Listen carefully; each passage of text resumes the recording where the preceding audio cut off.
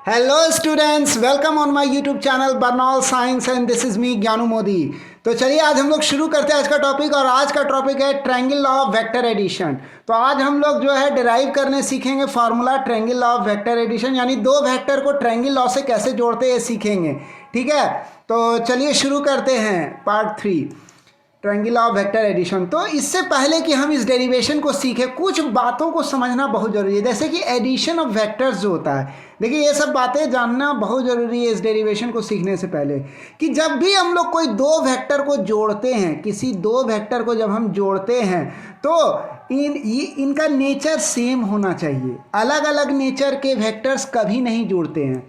जब भी जुड़ेंगे सेम नेचर के वेक्टर्स जुड़ेंगे, इसको हमेशा याद रखना। जैसे मान लो कि F1 और F2 दो वेक्टर्स है, मान लीजिए F1 और F2 दो वेक्टर्स है, और इधर X1 और X2 ये दो डिस्प्लेसमेंट वेक्टर्स हैं।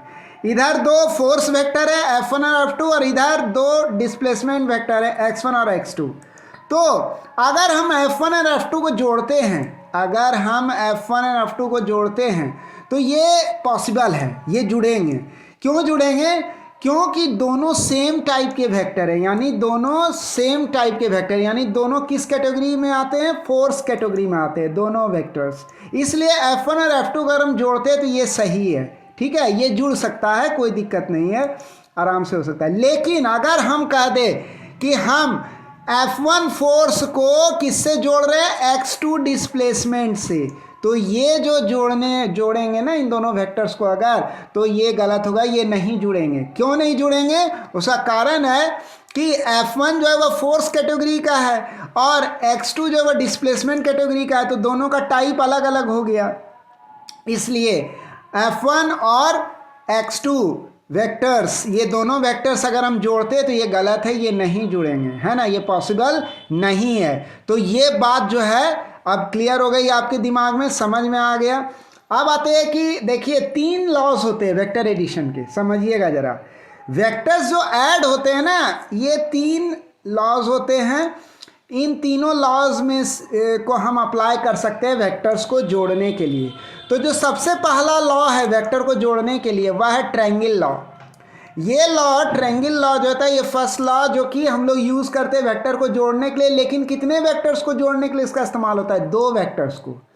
अगर दो वेक्टर को हमको जोड़ना है तो हम उसको ट्रायंगल लॉ से भी जोड़ सकते हैं। दूसरा जो है वह है parallelogram law of vector addition.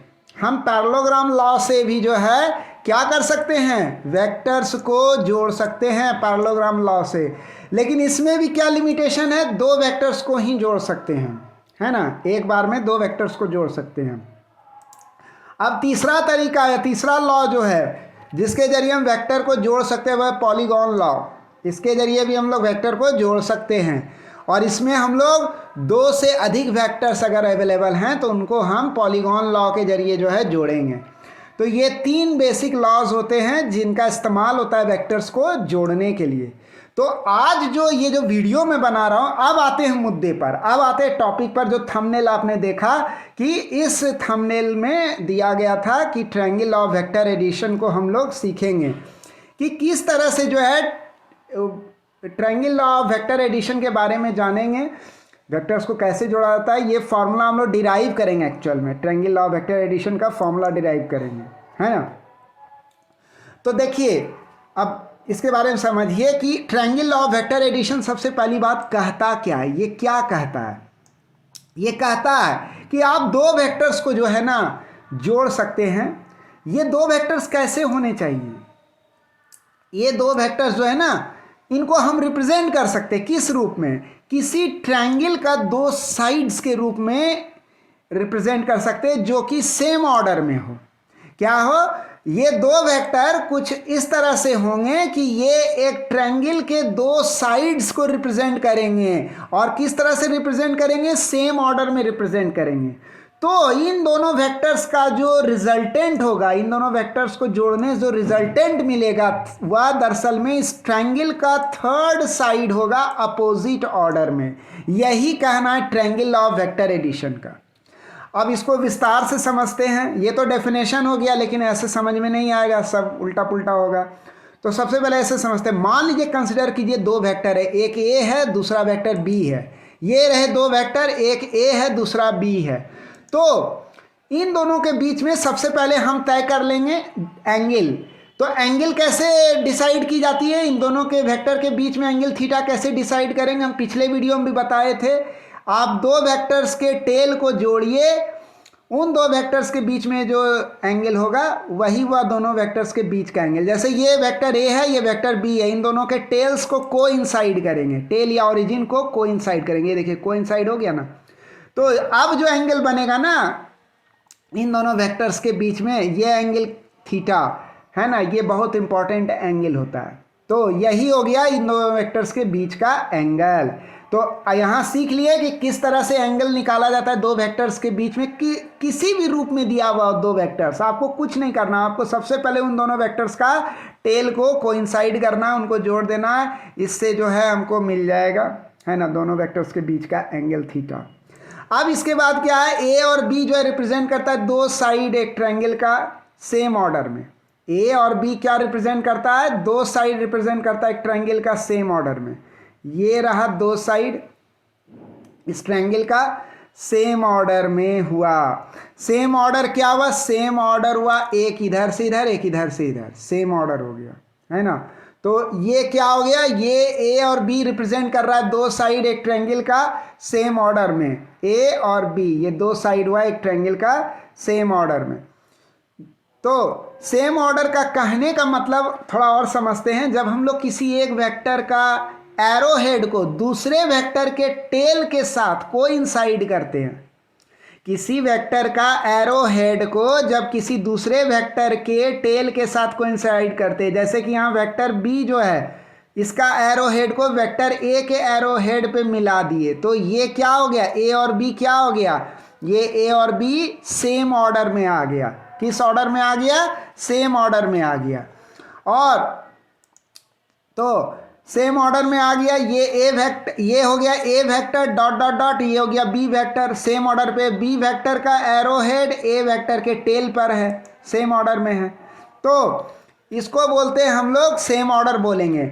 लेकिन यही सेम ऑर्डर जो है, यही दोनों वेक्टर का जो जोड़ होगा, इस ए वेक्टर का और इस बी वेक्टर का जो जोड़ने पर जो हमको रिजल्टेंट मिलेगा, रिजल्टेंट क्या होगा, रिजल्टेंट होगा अपोजिट ऑर्डर में। रिजल्टेंट क्या होगा, अपोजिट ऑर्डर में। अब अपोजिट ऑर्डर क्या हुआ, जैसे एक वेक्टर ये हुआ रिजल्टेंट और एक ये वेक्टर ए हुआ, तो जब कोई दो वेक्टर का हेड को हम मिलाते हैं, कोइंसाइड कराते हैं, इसका मतलब क्या हुआ, ये अपोजिट ऑर्डर हो गया है ना। दोनों वेक्टर कैसे अरेंज्ड है, अपोजिट ऑर्डर में। ध्यान रखिएगा, एक वेक्टर का हेड दूसरे वेक्टर के टेल के साथ कोइंसाइड हुआ तभी हुआ सेम ऑर्डर, और अगर एक वेक्टर का हेड दूसरे वेक्टर के हेड के साथ कोइंसाइड हो रहा है तो यह हो गया अपोजिट ऑर्डर। तो यहाँ रिजल्टेंट जो मिलेगा ना हमको, ये वाला वेक्टर देगा रिजल्टेंट, ये होगा अपोजिट ऑर्डर में है ना। तो बात समझ में आ गई, क्लियर हो गई बात। तो यही है ट्रायंगल लॉ का जो आपको समझाना था हमको, कि इसी तरह से ट्रायंगल लॉ आप देख लो। यहाँ वेक्टर ए और वेक्टर बी दोनों क्या है, सेम ऑर्डर में, क्योंकि वेक्टर बी का जो एरो हेड है वो वेक्टर ए के टेल पे मौजूद है। लेकिन इन दोनों का जो रिजल्टेंट हुआ, यानी ए वेक्टर और बी वेक्टर को जोड़ने से जो हमको रिजल्ट मिला, रिजल्टेंट जो मिला, वो वेक्टर जो है, ये रेड लाइन बता रहा है वो वेक्टर, ये रेड क्या हो गया, ये हो गया अपोजिट ऑर्डर में। अपोजिट ऑर्डर में कैसे वो आप देख लो, ये रिजल्टेंट जो है वेक्टर ए का एरो हेड पे है, इस रिजल्टेंट का एरो हेड वेक्टर ए के एरो हेड पर है, और इस रिजल्टेंट का टेल जो है वेक्टर बी के टेल पर है, तो ये अपोजिट ऑर्डर कहलाएगा रिजल्टेंट का। ठीक है, तो ये बात समझ में आ गया। अब हम लोग डेरिवेशन करेंगे, रिजल्टेंट का मैग्नीट्यूड निकालेंगे, यही ट्रायंगल लॉ का जरिए। अभी हम लोग इस दोनों वेक्टर को ए और बी को जोड़ने जो रिजल्टेंट मिलता है, इसका मैग्नीट्यूड क्या होगा उसको डिराइव करेंगे, उस फॉर्मूला को, इस ट्रायंगल लॉ के तहत। तो सबसे पहला काम क्या होगा, इस रिजल्टेंट आर का मैग्नीट्यूड निकालने के लिए हमें ओपी को ओटी तक प्रोड्यूस करना होगा। ये जो ओपी है, ये जो वेक्टर बी है, इसका जो लेंथ है ओपी है, इसको क्या करना होगा, पी से आगे टी तक बढ़ा देना होगा। ठीक है, उसके बाद हमको क्या करना है, एक क्यू टी परपेंडिकुलर ड्रॉ करना है इस ओ टी पर। ये जो ओ टी है इसके ऊपर क्यू टी ड्रॉ करना है एक परपेंडिकुलर, कुछ इस तरह से दिख रहा है। तो ये क्यू टी जो है ये परपेंडिकुलर बन गया इस ओ टी पर। उसके बाद हमें मान लेना है कि क्यू पी टी बराबर थीटा है। अब सवाल उठता है कि ये क्यू पी टी क्या है, तो क्यू पी टी जो होता है ना, यह दरअसल में एंगल है। ये क्यू पी टी क्या है, ये एंगल थीटा है। अब गौर से देखो, अभी जब मैं पहले यहाँ था तो मैंने हमने किया था ना, ये वेक्टर और ये वेक्टर दोनों के टेल को कोइंसाइड किए, तो इन दोनों के वेक्टर्स के बीच में एंगल क्या हो गया, थीटा हो गया, है ना। तो यही वो थीटा, ये देख लो, ये थीटा हो गया, ये थीटा ए और बी के बीच में। ए का ही एक और रूप जो है, एक फ्री वेक्टर जो है यहाँ बना लिए हम, है ना। ये थीटा दो वेक्टर्स के बीच का एंगल है ना। तो हम यहाँ इसको कह सकते हैं कि ये थीटा है ना। ये हम क्या एज्यूम किए, ये क्यू पी टी, ये थीटा है। ये थीटा है क्या, ये थीटा ए वेक्टर और बी वेक्टर के बीच का एंगल हुआ, ये थीटा, है ना। तो अब हम क्या करेंगे, कंसिडर करेंगे ट्रायंगल पी क्यू टी को। ये जो ट्रायंगल ब्लिंक कर रहा है ना पी क्यू टी, इसको कंसिडर करेंगे। तो हम इसके आधार पे, इस ट्रायंगल के आधार पे कह सकते हैं sine theta is equal to Q T by P Q. Sine theta क्या हो जाएगा, क्यू टी, ये जो परपेंडिकुलर है, by P Q, Q T by P Q. P Q क्या हो गया, हाइपोटेन्यूज हो गया, क्यू टी क्या हो गया, परपेंडिकुलर हो गया। तो ये क्या हो जाएगा, क्यू टी बाय ए हो जाएगा, यानी परपेंडिकुलर बाय हाइपोटेन्यूज हो जाएगा। ये फर्दर क्या होगा, क्यू टी हो जाएगा A sine theta. Q T is equal to A sine theta. और कॉस थीटा बराबर P T by P Q, cos theta बराबर P T by P Q. तो ये क्या हो जाएगा, पी टी बाय ए हो जाएगा, P T by A, that will be equal to P T is equal to A cos theta. P T ये क्या हो जाएगा, ए कॉस थीटा हो जाएगा, और क्यू टी क्या हो जाएगा, ये हो जाएगा ए साइन थीटा। क्लियर हो गया। तो ये वैल्यू हमको मिल गया। अब हम क्या करेंगे, इसको बोल देंगे, ये जो अब अभी हमको जो हासिल हुआ, ये Q T is equal to A sine theta और P T is equal to A cos theta. तो इसमें साइन थीटा जो है उसका वैल्यू हो गया, सॉरी, ये क्यू टी का वैल्यू हो गया ए साइन थीटा और पी टी का वैल्यू हो गया ए कॉस थीटा। तो हम लोग यहाँ देख रहे हैं कि Q T is equal to A sine theta equation 1 हो गया, P T is equal to A cos theta equation 2 हो गया। तो अब हम लोग कंसिडर करेंगे ओ क्यू टी ट्रायंगल को, ओ क्यू टी ट्रायंगल को कंसिडर करेंगे और अप्लाई करेंगे पाइथागोरस थ्योरम। तो क्या होगा, पाइथागोरस थ्योरम को अप्लाई करेंगे तो वह होगा O Q square that is equal to O T square plus Q T square, है ना। तो ये क्या हो गया, ओ क्यू स्क्वायर बराबर O P plus P T whole square plus Q T whole square, है ना। तो ओ टी जो है इसको क्या कहा गया, ओ टी को, ओ टी क्या हो गया, ओ टी यहाँ से यहाँ तक का लेंथ हो गया। तो ओ टी क्या हुआ, यह हो गया O P plus P T, है ना। तो यही यहाँ किया गया O P plus P T, ये हो गया ओ टी स्क्वायर, इतना सा पार्ट हो गया ओ टी, और ये हो गया क्यू टी, और ये हो गया ओ क्यू। ठीक है। तो अब इसके बाद हम लोग क्या करेंगे, इसको फर्दर हम लोग कह सकते हैं ओ क्यू स्क्वायर क्या हो गया, ओ क्यू हो गया ये आर, ये आर जो है ये हो गया O Q, R square O Q square. O T क्या हो गया, ओ से लेके टी तक, तो ये क्या हो गया बी प्लस पी टी, क्योंकि बी हो गया ओ पी और पी टी, तो B plus P T whole square plus Q T, ये परपेंडिकुलर हो गया क्यू टी, ये हो गया इक्वेशन 3। ठीक है। अब हम लोग क्या करेंगे, अब हम लोग सब्स्टिट्यूट करेंगे, क्या सब्स्टिट्यूट करेंगे, क्यू टी का वैल्यू, क्यू टी का वैल्यू कहाँ से लेंगे, इक्वेशन 1 में, इक्वेशन 1 जो बनाए थे उसमें क्यू टी निकाल लिए थे हम, और पी टी का वैल्यू लेंगे इक्वेशन 2 से, इक्वेशन 2 से लेंगे पी टी का वैल्यू, और किस में सब्स्टिट्यूट करेंगे, इक्वेशन 3 में सब्स्टिट्यूट कर देंगे।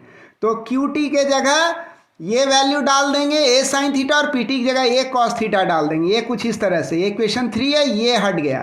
क्लियर हो गई बात, समझ में आ गया। ये ए कॉस थीटा आ गया पी टी के जगह, और क्यू टी के जगह ए साइन थीटा आ गया। अब इसको फर्दर सॉल्व करेंगे तो ये क्या होगा, R square that is equal to B square plus A square cos square theta, ये A plus B whole square के आधार पे हो गया, B square plus A square cos square theta plus 2ba cos theta, और ये हो गया A square sine square theta.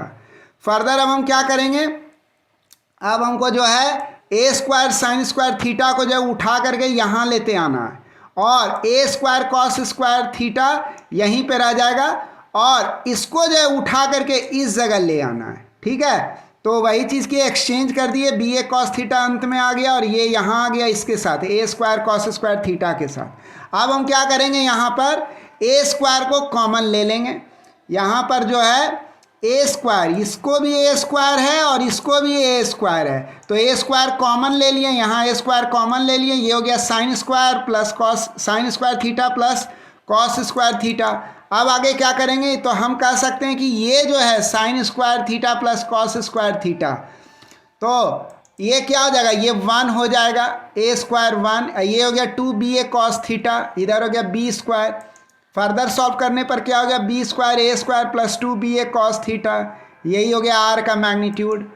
तो इस प्रकार हम कह सकते हैं फॉर्मूला इक्वेशन जो होता है मैग्नीट्यूड निकालने का, रिजल्टेंट का मैग्नीट्यूड, इस रिजल्टेंट का मैग्नीट्यूड निकालने का जो फॉर्मूला इक्वेशन होता है दोनों वेक्टर का, वह इस प्रकार हम क्या कर लेंगे, डिराइव कर लेंगे। तो ये डिराइव हो गया, बात समझ में आ गई, ये डेरिवेशन क्लियर हो गया, बिल्कुल आसान था, कुछ भी नहीं।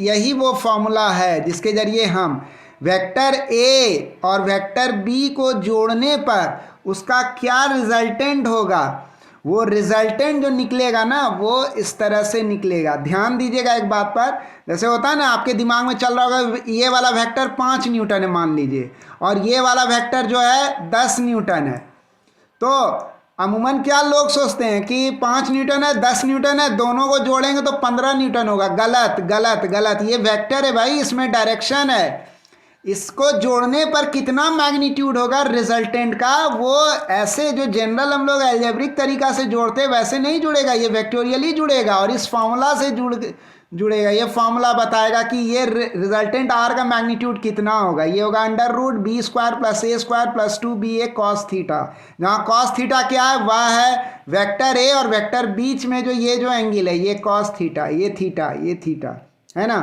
तो बात समझ में आ गई, क्लियर हो गया। आगे बढ़ते हैं, अब आता है डेराइव करेंगे फॉर्मूला इक्वेशन किसके लिए, कि इस रिजल्टेंट का डायरेक्शन क्या है। देखिए वेक्टर जो है, ये वेक्टर और ये वेक्टर दोनों के मिलने से जो बनेगा, दोनों के जुड़ने से जो बनेगा वो क्या बनेगा, वो भी तो एक वेक्टर होगा। तो अभी तो इसका मैग्नीट्यूड निकालने सीखें, इसका मैग्नीट्यूड, लेकिन इसका डायरेक्शन भी तो होगा। तो सवाल उठता है इसका डायरेक्शन कैसे निकालेंगे। तो अगर ये वेक्टर आर जो है इस बी वेक्टर के साथ अल्फा एंगल बना रहा है, तो अगर हम ये अल्फा एंगल निकाल लिए तो हम कह सकते हैं कि इस रिजल्टेंट आर वेक्टर का डायरेक्शन जो है बी के साथ अल्फा एंगल बनाते हुए इसका डायरेक्शन निकल जाएगा, है ना। तो हमको ये अल्फा एंगल जो होता है ना, ये निकलेगा कैसे, तो ये निकलेगा इस फॉर्मूला से, tan alpha is equal to A sine theta by b plus a cos theta. अब ये फॉर्मूला कैसे बना, ये फॉर्मूला क्या दे रहा है हमको, ये फॉर्मूला दे रहा है हमको इस रिजल्टेंट का डायरेक्शन दे रहा है इस बी वेक्टर के साथ, है ना। यानी एंगल दे रहा है तो डायरेक्शन ही ना, वह दिशा दे रहा है ना हमको इसका आर का, कि आर का दिशा किधर है। तो आर का दिशा इस बी वेक्टर से, अगर हम इस बी वेक्टर के रेस्पेक्ट में देखें, इस बी वेक्टर के रिफरेंस में देखें, तो इस आर वेक्टर का जो डायरेक्शन होगा वो अल्फा थीटा होगा, यानी कि अल्फा एंगल होगा। यानी ये आर वेक्टर इस बी वेक्टर के साथ, ये रिजल्टेंट वेक्टर इस बी वेक्टर के साथ अल्फा एंगल बना रहा है, और ये अल्फा एंगल जो है इस फॉर्मूला से निकलेगा। तो ये फॉर्मूला अब डिराइव करने सीखेंगे हम लोग। तो ये फॉर्मूला जो डिराइव करेंगे, तो चूंकि हम लोग पहले डिराइव कर चुके हैं Q T is equal to A sine theta और P T is equal to A cos theta, बस इसका इस्तेमाल करना है। क्या करेंगे अब हम, ये फॉर्मूला जो अभी अभी है, ये अल्फ़ा डिराइव करने के लिए जो है, इस फॉर्मूला इक्वेशन को डिराइव करने के लिए, डायरेक्शन जो है रिजल्टेंट का डिराइव करने के लिए हम मान लेंगे कि ये आर जो है, रिजल्टेंट जो है, इस बी वेक्टर के साथ अल्फा एंगल बना रहा है। कितना एंगल बना रहा है, अल्फा एंगल बना रहा है। यही अल्फा हो गया डायरेक्शन इस रिजल्टेंट का बी वेक्टर के रेस्पेक्ट में। तो हम अगर कंसिडर करें किस ट्रायंगल को, O Q O T triangle, ये जो क्यू है ये ओ है और ये टी है, तो Q O T right angle triangle को अगर हम कंसिडर करें, जो ट्रायंगल की ब्लिंक कर रहा है, हम कह सकते हैं कि tan अल्फा, यानी इसमें जो ये जो tan अल्फा होगा, एक मिनट, यस, इसमें जो ये जो tan अल्फा होगा, ये जो tan अल्फा है ये क्या होगा, ये होगा परपेंडिकुलर बाय बेस, यानी कि Q T by O T, तो ये हो गया Q T by O T tan alpha, तो tan अल्फा बराबर क्या होगा, Q T by O T, ये ओ टी हमारा क्या हो जाएगा, ये ओ टी हमारा जाएगा O P plus P T, ये क्या आ जाएगा, O P plus P T हो जाएगा, है ना। तो अब जो है हम सब्स्टिट्यूट करेंगे वैल्यू, किसका वैल्यू, क्यू टी का और पी टी का, किससे, इक्वेशन 1 से और इक्वेशन 2 से, किसमें, इक्वेशन 4 में, यानी 1 से लेंगे क्यू टी का वैल्यू, पी से लेंगे और इक्वेशन 2 से लेंगे पी टी का वैल्यू, और दोनों वैल्यू क्यू टी का वैल्यू यहाँ डाल देंगे, पी टी का वैल्यू जो है वो यहाँ डाल देंगे, दोनों वैल्यू डालेंगे, सब्स्टिट्यूट करेंगे तो हमको क्या मिल जाएगा, ये देखिए, ये क्यू टी का वैल्यू जो है ये क्या डाले, ए साइन थीटा इक्वेशन 1 से, और पी टी का वैल्यू डाले ए कॉस थीटा इक्वेशन 2 से, तो अब ये नया रूप ले लिया, ये इक्वेशन बन गया। और ओ पी क्या, ये ओ पी कुछ नहीं, ये बी है, यानी वेक्टर बी का मैग्नीट्यूड यहाँ डाल देंगे ओ पी के जगह, तो हमको क्या फाइनली मिल गया, यही इक्वेशन मिल गया, tan alpha is equal to A sine theta by b plus a cos theta. तो ये अल्फा, यानी कि ये जो एंगल है रिजल्टेंट कितना एंगल बनाएगा, ये बनाएगा अल्फा इज इक्वल टू, ये क्या हो जाएगा, ये हो जाएगा tan inverse, alpha is equal to tan inverse a sine theta by b plus a cos theta, यही हो गया हमारा डेरिवेशन, है ना। यानी कि आज हम लोग ये भी सीख लिए कि ट्रायंगल लॉ के जरिए किस तरह से रिजल्टेंट का मैग्नीट्यूड निकालते हैं, इस रिजल्टेंट का मैग्नीट्यूड कैसे निकालते हैं और इस रिजल्टेंट का डायरेक्शन कैसे निकालते हैं, दोनों हम लोग सीख लिए, है ना। दोनों फॉर्मूला को जो है हम लोग डिराइव किए और सीखे, और ट्रायंगल लॉ होता क्या है इसको अच्छे से हम लोग समझ पाएँ, ठीक है। अगर आपको कोई कन्फ्यूजन है इस डेरिवेशन में या जो कुछ भी आज हम ट्रायंगल लॉ के बारे में बताएं, तो आप please drop your comments, drop your questions, I will definitely answer you back. तो ठीक है, तो ये जो है अल्फा एंगल जो है यही वह रिजल्टेंट हुआ आर वेक्टर का, जो कि इतना एंगल अल्फा एंगल बना रहा है, ये अल्फा एंगल जो होता है ना, यह वह एंगल हुआ जो रिजल्टेंट बना रहा है वेक्टर बी के साथ। और इस प्रकार जो है हमको जो है फॉर्मूला इक्वेशन जो है हासिल हो गया, यही है tan अल्फा फार्मूला इक्वेशन, है ना, ताकि हम रिजल्टेंट आर का डायरेक्शन निकाल सके बी वेक्टर के रेस्पेक्ट में। क्लियर हो गई, तो ये समझ में आ गया। तो यही था हमारा आज का वीडियो, जिसमें हम लोग ट्रायंगल लॉ वेक्टर एडिशन पे डिस्कस किए, पार्ट 3 था। आपको कैसा लगा ये वीडियो, अगर आपको अच्छा लगा तो आप प्लीज़ इसको जितना हो सके शेयर कीजिए, है ना, ज़्यादा से ज़्यादा लोगों के साथ शेयर कीजिए। आपको अगर ये अच्छा लगा वीडियो, आप हमारे इस प्यारे से यूट्यूब चैनल बर्नॉल साइंस को लाइक कीजिए, सब्सक्राइब कीजिए, बेल आइकन को प्रेस कीजिए, and don't forget to drop your comments. तो फिर कल मिलते हैं हम लोग अगले वीडियो में, है ना। तब तक के लिए खुश रहिए, हंसते रहिए, मुस्कुराते रहिए। मैं ज्ञानू मोदी आपसे इजाज़त चाहूँगा। Thanks for watching the video.